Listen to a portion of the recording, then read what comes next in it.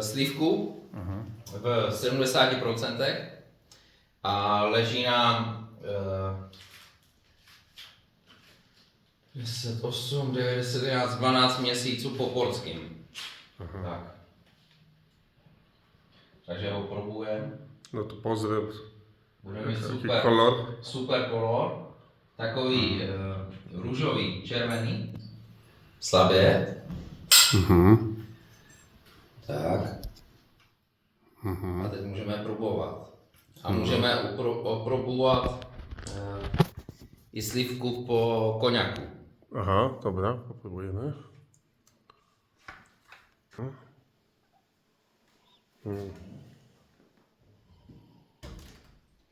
No, Necháme ji tam, ona chce fakticky tak 5 minut. a ładna śliwka. Ale czuć porto. Czuć taką słodycz, lekko takie sladkie, tak... A ta už je tak s peckou, ale. To je s peckou ne všechno, ale tak 10-15% pecky jde zpátky.